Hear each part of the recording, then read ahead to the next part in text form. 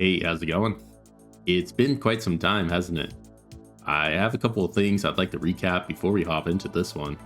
First of all, this is long belated, but thank you all so much for your time and engagement on my videos. When I started initially, I had no expectations, and to reach 1,000 subscribers really kind of blows my mind, especially for a more obscure and niche game. With that, I am granted the option to activate a tempting shiny button in opening monetization, but at this point, I don't intend to use it. I never started this with the intent to potentially profit, and for now, I don't think it's worth it, though that might change if it becomes an offer I can't refuse. I hope to keep improving at this, and I still plan to keep these going, specifically guide content, though a consistent and fast-paced schedule is just something I can't really guarantee, unfortunately. Moving on, I do think it's worthwhile to give a shout out to the developers for this game. It's been 4 months since my last video, and there have been 5 patches. The level of updates for this game is insane, and it has been this way for as long as I can remember. They have been working on this non-stop, and it really shows. If you want a full rundown on the most recent patch, I do recommend viewing Big West's video covering it, or you can also read through it on the official Discord. Now that's over, let's hop into it. I enter the first PvP match through the new animation, very cool, and I decide to open up with a safe standard ground opening, nothing too flashy in this case.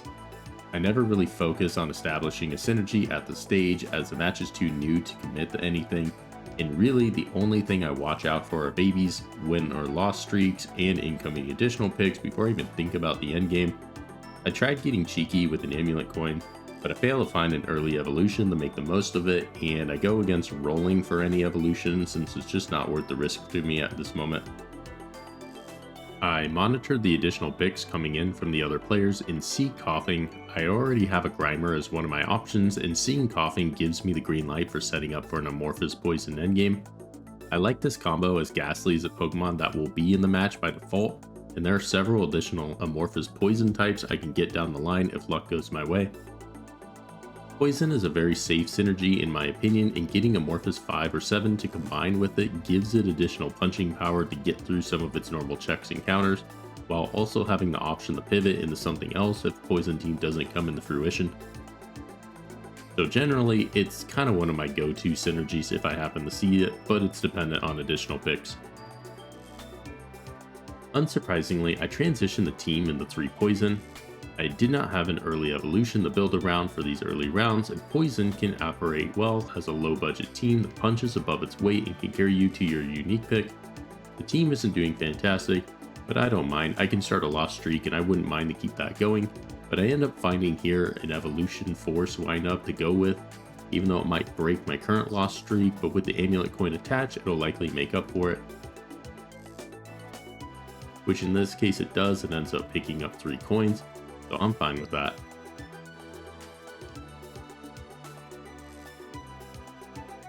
Even though I have Amorphous likely on the horizon, I don't go with the why not here at the additional picks. It used to be very powerful, but now it seems underwhelming to me, and I'd rather have the Twisted Spoon to make a soul do and increase the chances of my carry to get KOs and keep farming gold. I don't know what my unique pick is going to look like, so I don't want to put all of my eggs in a basket. I would rather focus on solidifying good items use over a team comp at this point. With the amulet coin and budgeting I've done, I'm in a position to push for level 5 a little early and stay above 50 gold, and luckily Piloswine here is able to clutch out this final match before Gyarados. At the preparation stage before Gyarados, I set a team comp to focus on influencing an Amorphous unique. I don't think they're all great, but some are pretty good, and I'd like to see what I get, if any. And luckily, since Piloswine is pretty stacked with items, I don't have to worry too much in this fight. A unique portal does spawn, and it's not going to be too difficult to get, so I do jump on it and see what I roll. I get plenty of options, and really struggle between Kecleon and Castform here. In the end, I decide to go Castform because Coughing is in the match and there is some overlap. I'm not sure if Kecleon is overly good in Amorphous as it focuses on copying the main 2 synergies and adds another element to finagling the team synergies for optimization. It's usually safe, but I would rather go Castform here. I work with the team comp here and swap around units building around what I have. I prioritize putting in Caterpie, as with Bug Synergy it will create 2 Kakunas, which will be a big boost for the front line, as I don't have much else for a team yet. I also keep Vanillite on the bench, as Castform has a unique ability where it copies the highest synergy on your team between water, fire, and ice. There is a catch, however, where if there is a tie between any of those synergies, Castform will not change its form and miss out on the added bonus, so be careful about that when using it. Though in this instance, I do believe having Vanillite over Omanite would have been better, as I would have also been able to secure the ice synergy bonus, but it is what it is. At the additional pick, I don't see anything exceptional. I'm not worried about status, so I pass on the chance for a Fluffy Tail and create Punching Gloves for added damage, as I don't really have a great damage dealer and hope this can hold me by as my team continues to develop.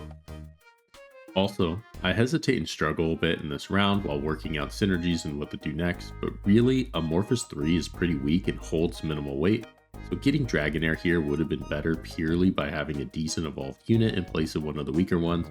Amorphous can be tricky to configure and can really punish you if you're not decisive in shifting around the team and finding that sweet spot. It really takes some trial and error to get more accustomed to, but it's definitely well worth it. It's like figuring out a puzzle well timed, and I find this to be one of the more rewarding and fun synergies to pull off. It has a very high ceiling, but does have low consistency, making it one of the harder synergies to run. What you need to know for Amorphous is that it reaches a pretty significant power boost when at 5 or 7 Amorphous Pokemon are reached on your team. The bonus becomes significant at these levels and scale with the amount of synergies you have total. You only need the minimum level of a synergy for it to count towards the Amorphous bonus, and Dragon pairs very well with this, as the Dragon synergy has a bonus towards each Dragon unit synergy level. And there's also a Dragon Amorphous unit that helps with this pairing. The Amorphous bonus is team-wide and is granted to every unit on your team, so having Amorphous 6 or 8 gives no real additional bonus, so staying at 5 or 7 is ideal. Even if you reach Amorphous 7, it does not guarantee a good team. The bonus scales indirectly with evolutions, so the more evolutions and the stronger your units are in general, the better they can utilize the Amorphous bonus. So it's important not just to reach certain synergy amounts, but also having units that can take advantage and steamroll your opponent. This is also similar to the Dragon synergy, as Dragon 7 is very strong, but if the team consists of minimal evolutions, it won't feel strong. It seems obvious, but I've had a couple of cases of something like a 7 Amorphous and 7 synergy team that looks solid on paper, but ends up not doing well because it really had nothing but a unique, a legendary, and a background cast of cannon fodder. It's a great team enabler, but you need a solid team to use it. It's basically the opposite of Light, which is a great carry enabler in contrast. The general pool for Amorphous isn't that large, and it is a synergy that heavily relies on additional picks as well as unique and legendary picks. So, if you're not running Amorphous, I would definitely think twice about adding them to your match. I begin the nosedive at this stage. I just don't really have a seamless mesh of synergies, so I scoop up units from the shop as I go and buy time until I get something up and going. One thing I should have been more observant on is picking up an artificial unit to at least see what my artificial item is. I believe I let this go for some time, as I was just expecting Coughing to show up by now, but setting up artificial on my team could have put me in a better position at the stage and gave me a clear pivot if Amorphous ends up not working out. I get a clue here and decide to try out with the Synergies, and I'm happy with the item I get, so much so that I make room on the team to fit it in now. Pokérust is not as good as it used to be, but it is a welcomed free item that I can now add and remove from my team at will if needed. I position it on the Dragonair, hoping that the effect will spread to the rest of my team, and then I shuffle the items on Kakuna to the Frigivax, as it will likely utilize these items better in the long term, and likely become an endgame unit for my team. This match is against a pretty strong flying team comp, so the nosedive will continue, though the new ability of Vanillish is doing a good bit of work picking up some stray KOs. It is a welcome change. I've never really been a fan of the old ability, and this new Ice Missile ability looks a lot more potent, and the unit just feels to be a lot more impactful in each fight. After reaching level 8 and some shop rerolls, Coughing finally decides to show its face, and is used to replace the Synergies. And now I'm finally able to comfortably move to 5 Amorphous. This power boost is a welcome sight that I've been waiting for, and I was able to ride a lost streak to earn a bit more gold while I could to set me up in a decent position before the legendary pick. I'm also able to slot an Almanite on my roster without messing with the cast form, as my team still has Ice as a dominant synergy before cast form morphs. The team feels a lot stronger now and has a lot more sustain, with cast form supplying shield and defense boost with each cast, and I'm able to outlive my opponent even though they're running a grass and ground team. I play around with Artificial again to see what the next item is, and it is the recently buffed Elixir item. I keep that in mind before returning back to Amorphous 5 to help influence one of the legendary portals to include Amorphous in my goal for Amorphous 7 in this match. Unfortunately for me, that did not seem to work out, and I'm left in a position to leave it to fate. I don't take a portal as I'm in an Amorphous region already, and none of these portals have a guarantee of what I want, so I waited out to see what I randomly roll. It's not what I had hoped for, but I did land an artificial unit, and it looks to be one of the only real workable units for my roster. I've never tried Iron Valiant, and I wasn't even sure what it did, but why not? Just give it a shot. I sell the Dragonair and load up the Iron Valiant with items and switch the Artificial 4. I'm lacking synergies, so the Amorphous bonus is a bit of a moot point. An Artificial synergy is the greatest asset I have at this point. It's not even close, and the team struggles mightily against this dragon team. I feel like my run is over at this point and I'm struck down by luck, but I still have some time left and a chance to finagle my way out of this, so why not and see if I can dig myself out of this hole. I evolve the Frigibax and slot it back in to re-establish Ice synergy for my team. In the last match, while I switched the Artificial, my team synergies for Water and Ice were tied, so cast form did not confer and weakened my team potential. The new evolution and re-establishing Ice look to be a stronger option moving forward, which helps me clean up against this water team in the next match.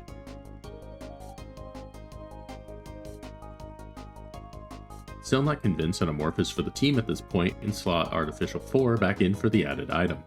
I am debating on going full Artificial 6, but it feels too late to commit to that, and the Steel team does not look to have any patience for my decision making as it runs the team over. I'm on my final leg, and I roll down in a panic to hopefully unlock something for the team. I find Porygon in the shop, and instead of pushing for Artificial 6, I find enough for Amorphous 7 and run with that instead. I didn't have time to evaluate my synergies and see how many I would have at that point, and I was not convinced in the match at all and felt like I got away with an extra chance to reorient the team.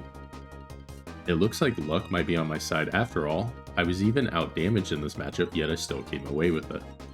Thanks to the legendary birds, it gave me enough time to play around further and find something I felt a lot more comfortable running.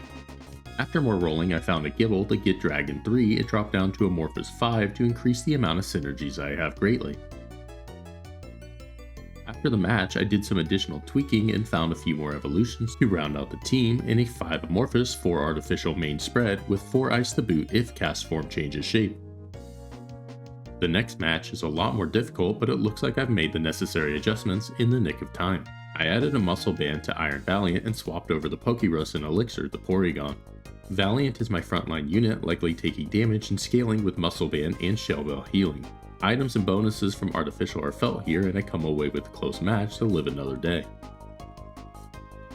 My team is pretty solidified at this point, with Amorphous at 6 total synergies, applying 18 additional speed and 36 HP for each unit. I do have the option to swap in Grimer again if I find one for the Vanillish to gain another 2 synergies, but I like having 4 Ice when cast form transforms for the added special defense bonus and freeze chances. I get a solid roll to flush out a few more evolutions in preparation for the next fight. One thing I should have been more mindful of is the weather for my opponents. Some units or synergies have a passive to influence and win the weather war and override what form cast form will take. And in these cases against Zapdos, cast form reverts to its base form and loses out on a pretty significant portion of its ability.